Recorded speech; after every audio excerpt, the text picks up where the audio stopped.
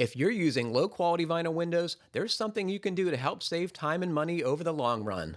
And that something is using Andersen 100 series products instead of vinyl.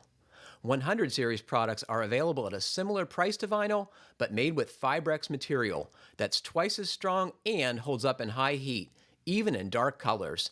And unlike some other vinyl alternatives, 100 series products have a smooth and consistent finish. That's why you can trust Andersen 100 series products to be the smart alternative to vinyl. Learn more at andersenwindows.com/pros.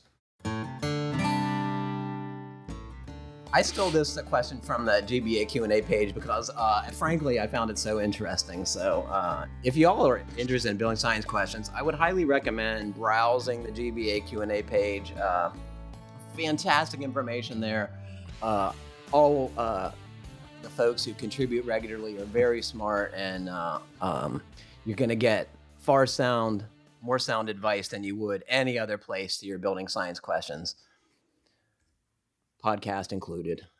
There's a direct frankness to the way that the frequent contributors on the GBA forum ask questions that I really appreciate. Can you elaborate? What do you mean? That they get to the point? They get right to the point. There's no screwing around. It's like, this is what you said. This is what I think. What about this? And they ask great questions. Have you ever? I've never, and I've also never seen a web forum that stays so on topic. Yep. Like, I mean, people don't like. They don't even. They don't even ask a crown molding question. It's green building, building science, sustainability. Like, it's so focused, that website. It's great. Yeah. Building a home writes, for my new home build, I'm spec'ing waterproofing at below grade foundation walls with something like Tremco Tough and Dry.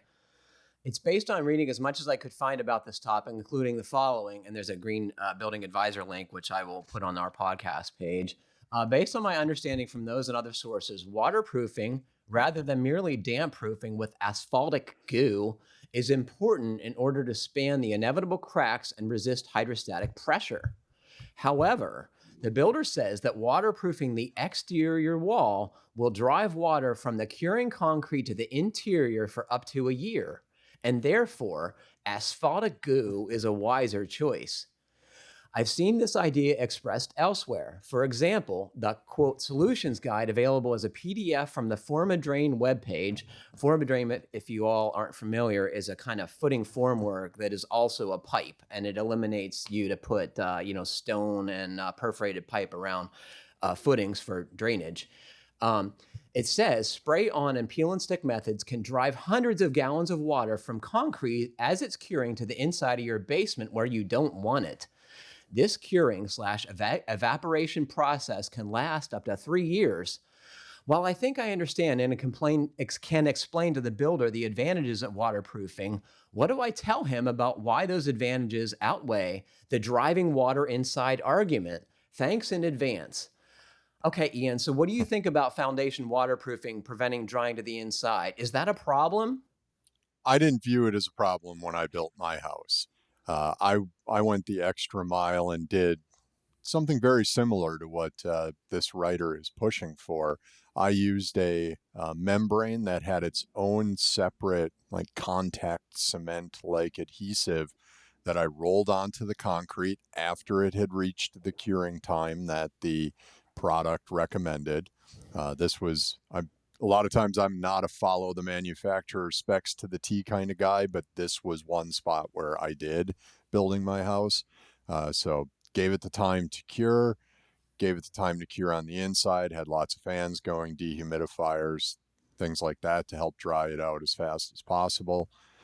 Rolled on the contact cement, used the membrane, and then over the membrane, I used the Platon. I believe it's what they linked in the letter, and that separates the fill on the other side of the wall from the wall and allows it to kind of wick the water down to that footing drain.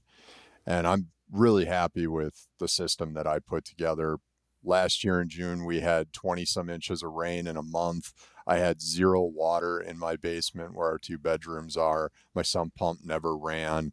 And on top of that, when I go to my parents' house that we built in 2004, which is coated with asphalt goo, I can see the seasonal water line basically imprinted into the concrete from decades of the water getting to this height at this time of the year and dropping here, that wall is constantly soaking up like a sponge, and mine does none of that. That's a mic drop. What can you add to that, Brian? You've built a pretty good house. I remember discussions with you about your excavation contractor thinking what you were doing might have been overkill. Is that a fair characterization? I was the contractor who told me that you really don't need to do anything because concrete is waterproof, which kind of true. I said kind of true, and I said okay. I said I will handle the water management strategy. We will be doing that ourselves. Join us this September 18th and 19th at the beautiful Endicott College campus in Beverly, Massachusetts for the Fine Homebuilding Summit, where the best minds in residential design and construction come together. This premier 2-day event is all about elevating the way we design, build, and run successful, inspiring construction businesses. You'll hear from some of the most respected leaders in the industry as they share insights on the future of home building. You'll experience engaging sessions, interactive roundtable discussions, supplier exhibits, and hands-on networking. We'll also be recording a Fine Homebuilding Podcast live from the summit floor. Head over to summit.finehomebuilding.com to register today. Use the promo code FHB Podcast for $50 off the 2-day all-access ticket. Can't wait to see you there. Well, first of all, I just want to comment on the sort of the idea here of drying of the concrete. Like, it's true that wet building materials release moisture for a long time. Hundreds of pounds of water in the case of concrete, right? Yeah, right. And for a long time, right? It can last years. Construction drying can last years. So that's true. However, like, to make the argument that just because you don't have waterproofing on the outside means that the concrete's going to dry to the outside is not necessarily true, right? It's going to dry to where there's less moisture, right? This is the physics, right? It moves from energy moves from more to less, right? Water moves from more to less. So unless that ground outside of the concrete is drier than the air inside the basement, it's not drying to the outside. And, it's going to be coming in. And in the case of, I don't know though the facts on ground moisture levels and whether it does get dry enough that you would be drying to the exterior. I'm not sure. I still would be willing to waterproof the outside of the foundation. I did not put waterproofing on my foundation. I did mine with damp proofing plus a dimple mat. Yeah. And I went the full membrane plus the dimple mat plus an extra foot's width of washed stone plus the perforated pipe, not the corrugated, squishy, slinky pipe on both sides of the footing. And one thing I forgot to mention before, and I don't remember who told me to do this, but I also put that membrane over the top and sides of the footing before we poured the walls. And I don't remember where I got that, but the rationale was that footing could continue to wick moisture up into the wall indefinitely if you have high groundwater or poorly drained soils like I have. So that is another important part of what I did that my concrete contractor just could not believe I was wasting money and time doing that. You need a capillary break, or rising damp, as the English call it, will keep water moving through the concrete forever. Yeah. Right. So I guess let's say that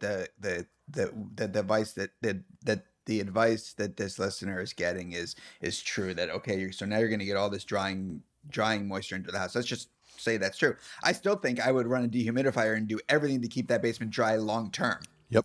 Rather than sacrifice long-term performance of the basement and water management to maybe get a little less, of that drying happening towards the interior. We Because had these are basements. They're underground. You get like, And we say cool. you say you get one chance to do it right. That's not, you can do it. You can do it again. It's just a real pain in the butt. Yeah. But why not do everything you can? The footings right, the drainage right, include the waterproofing and the dimple mat. It's not even the most expensive line items that you're adding to the No. budget. Likely, it's not. It's affordable stuff.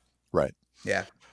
We had a string of very high dew point here in Wisconsin for the last couple of weeks, and it got bad enough that we've actually been running one of the little dehumidifiers on both levels of the house, which is the first time we ever had to do that to keep the humidity balanced. And while Sarah and I were having dinner, I mentioned that there was someone who wrote into the podcast right after I built my house and took me to task for not putting in a whole house dehumidifier when I did my HRV.